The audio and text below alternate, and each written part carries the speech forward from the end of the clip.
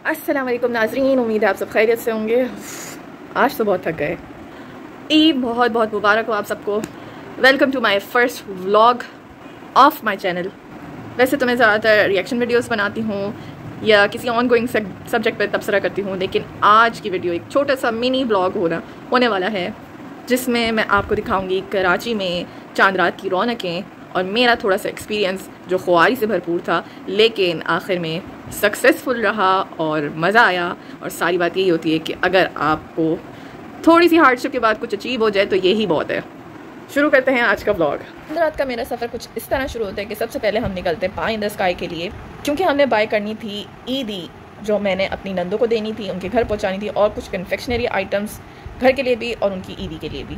यहाँ पे चल रही थी डिस्काउंट ऑफ़र, तकरीबन 40% ऑफ बैंक कार्ड्स पर ऑफ़र हो रही थी, जिसकी वजह से ये रश आप देख सकते हैं कि इतनी लंबी लाइन थी कि मेरे साइड में खड़े होने तक की जगह नहीं थी और मुझे खड़ा होने के लिए बार बार जतन करने पड़ रहे थे, क्योंकि मैं रेफ्रिजरेटर के पास खड़ी थी और बार बार वहाँ का वर्कर आ रहा और एक्सक्यूज़ कर रहा मुझे, और मुझे जगह ढूंढनी पड़ रही थी कि मैं किस तरफ खड़ी हूँ ताकि उसको स्पेस मिल सके और वो फ्रिज में से केक्स निकाल सके और रैक्स पर शिफ्ट कर सके।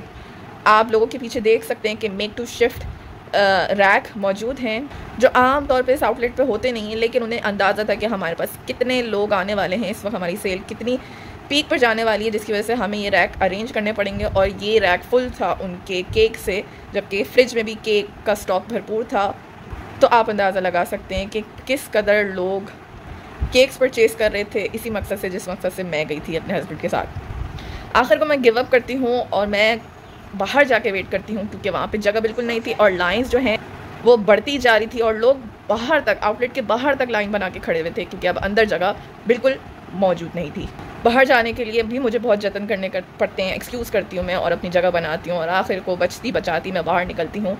अगर तो मैं आपको इसकी ऑडियो खोल के सुना दूं तो आपको पता चलेगा कि कितना रश था, क्योंकि एक मछली बाज़ार बना हुआ था, एक शोर बरपा था। लिहाजा मैं बाहर जाके इज़्ज़त के साथ खड़ी होती हूँ और वहाँ जाके मैं देखती हूँ कि कोने पर एक तंबू लगा हुआ था जहाँ पे औरतें बड़े ज़ौक़ शौक़ के साथ मेहंदी लगवा रही हैं। और ये तंबू जगह जगह लगा हुआ है क्योंकि यहाँ पर हमारी ख़वातीन को बहुत ज़्यादा शौक़ है मेहंदियों का, और वो चांद रात पर बाकायदा एक्स्ट्रा पैसे दे के मेहंदी लगवाती हैं। चूँकि मुझे मेहंदी पसंद नहीं है, ना मेरे हस्बैंड को पसंद है, तो मैं इन चोचलों से दूर ही रहती हूँ।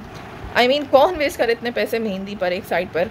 आप ये पैसे कहीं और अच्छी जगह इन्वेस्ट कर दो तो ज़्यादा बेहतर है। फिर मेरी नज़र पड़ती है एक दर्जी की दुकान पे जो फुल थी बिल्कुल, और वहाँ पे ख़वातीन इंतज़ार कर रही थी कि हमारा जोड़ा इसी वक्त मुकम्मल करके दिया जाए। और फिर मैं भूल जाती हूँ कि मेरे फ़ोन का रिकॉर्डर ऑन है और यहाँ रिकॉर्डिंग हो रही है और मुझे पता ही नहीं है। तो ये हम थोड़ा सा स्किप करते हैं, क्योंकि मैं ब्लॉगर तो हूँ नहीं और मुझे आहिस्ता आहिस्ता आइडिया होगा कि किस तरह से करना है। फ़ोन का अंदाज़ा मुझे है नहीं, और सच बताऊँ तो मुझे डर भी लग रहा था सड़क पे फ़ोन इस्तेमाल करते हुए, क्योंकि कराची है भाई, यहाँ पे कुछ भी हो सकता है। यहाँ पे छीनने में देर नहीं लगती। यहाँ पे शहरियों को वो तहफ़्फ़ुज़ अभी हासिल नहीं है जो एक वेस्टर्न कंट्री में है। और क्योंकि मेरा फ़र्स्ट टाइम ब्लॉगिंग का है तो मुझे अंदाज़ा भी नहीं है कि किस वक्त मुझे अपना मोबाइल खोलना चाहिए। और ब्लॉगिंग में आपको बहुत मोहतात रहना चाहिए कि आप ऐसे वक्त पर आप तैयार हो, आप अपना फ़ोन तैयार रखो कि आप अच्छा कंटेंट ना मिस कर दो। और मुझे अंदाज़ा हो गया ये व्लॉग बना के कि I am not a vlogging person, क्योंकि मैं हर वक्त अपना कैमरा ऑन नहीं रख सकती, हर चीज़ को मैं कैप्चर नहीं कर सकती। तो मैं आपको मेजर डिटेल्स दिखाऊंगी। अब यहाँ पे मुझे नज़र आ गए कि मेरे हस्बैंड फ़ारिग हो चुके हैं, उनकी बारी आ चुकी है और वो केक रिसीव कर चुके हैं, पेमेंट कर चुके हैं और अब बाहर आ रहे हैं। लेकिन हैरत मुझे इस बात पे होती है कि हमसे पहले जो हमारे बाद जो औरतें आई, ख़वातीन आई, वो अपना केक लेके जा रही हैं और मेरे हस्बैंड अभी तक नहीं आए। तो पता ये चलता है कि हमारे मर्दों की लाइन में एक ऐसे मर्द मौजूद थे जिनका बिल इतना लंबा था, उनके 17 to 18 केक्स थे जिनका बिल इतना लंबा था जिसकी ट्रांजैक्शन हो नहीं पा रही थी। इस वजह से मर्दों को थोड़ा टाइम लगा बनिस्बत ख़वातीन की लाइन पे। फिर मैं अपनी नंद के घर पाई इन द स्काई का मशहूर ज़माना लावा केक लेके पहुँचती हूँ, जो हम ट्राई करते हैं, और लिटरली ये इतना मज़े का था कि मुँह से नहीं छूट रहा था। लेकिन क्योंकि पराया था तो हमें तो बस चखने की हद तक था, हमारे लिए तो उन्होंने चखा दी, यही उनके लिए बहुत था। सो हमने चखा और फिर हम घर की तरफ रवाना हुए, उनके घर पे खाना खाया हमने। उसके बाद मेरे हस्बैंड ने कहा कि मेरे घर वालों के लिए भी, यानी मेरे मैके वालों के लिए भी एक बॉक्स ले लेते हैं, क्योंकि वहाँ से भी ठीक ठाक अच्छी खासी ईदी आई और माशाल्लाह मेरे घर वाले कुछ ना कुछ देती रहते हैं। तो ये एक हम इस ओकेजन का फ़ायदा उठा के इस मौके पे मैं अपने घर वालों को कुछ गिफ्ट कर देती हूँ। तो हमने जाते हुए लावा केक का इंतखाब किया। हम पाई इन द स्काई की तरफ गए, 1 बज रहा था तकरीबन, और बिल्कुल खाली सुनसान थी वो जगह जहाँ से हम अभी 2 घंटे पहले लड़ा के केक लेके गए थे। वहाँ पे हमने देखा तो केक अवेलेबल था, और वहाँ पे मेरी बेटी ज़िद कर रही थी, तो वहाँ पे से मैंने फ्री ऑफ कॉस्ट उसको एक बिस्किट दिया, और वो बहुत खुश हो गई क्योंकि उसने खाना तो था नहीं, वो कुछ खाती तो है नहीं उसने, लेकिन क्योंकि उसको कुछ मिल गया था तो उसी पर वो बहुत खुश हो गई थी। और हम इस तरह घर गए। घर के लिए हमने बनाना केक लिया, टी केक, जो कि मेरे हस्बैंड को बहुत पसंद है और वो लिटरली बहुत टेस्टी होता है। ये था आज का व्लॉग, और उम्मीद है आप लोग को मज़ा आया होगा। ये थी कराची की रौनकें। गाड़ी का काम तो नहीं था। आपने अगर चांद रात पे निकलना है तो आप ये सोच लें, अगर आपने कहीं जाना है तो आप फंस जाएंगे अगर आप गाड़ी में जाएंगे।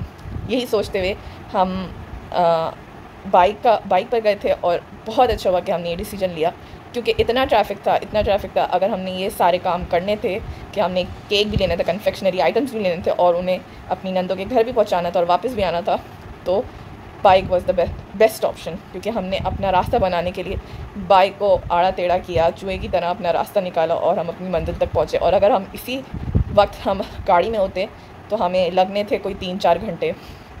तो हमने अपना टाइम सेव किया, और इस तरह हम घर पहुँचे, अपने काम निपटाए, और बहुत मज़ा आया।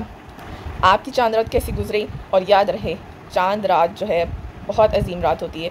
इसको लैलतुल जायज़ा भी कहते हैं। ये इबादत की रात होती है। इस दिन अल्लाह ताला वो गुनाह माफ़ करते हैं जो पूरे 30 दिन की रातों में अल्लाह ताला हर रोज़ रात माफ़ करते हैं। वो यकमुश एक रात में माफ़ करते हैं उतने लोगों को, जहन्नुम से आज़ाद करते हैं अल्लाह ताला। तो आपने इस रात में खूब इबादत करनी है और अल्लाह से माफ़ी मांगनी है। अगर आपने मिस कर दी इबादत की रातें, ताक रातें, तो ये मौका बहुत मुफीद होने वाला है। इसको अच्छे से इस्तेमाल करें, और मिलते हैं किसी नेक्स्ट वीडियो में। दिस इज़ नकाब गर्ल। अस्सलाम वालेकुम वरहमतुल्लाह।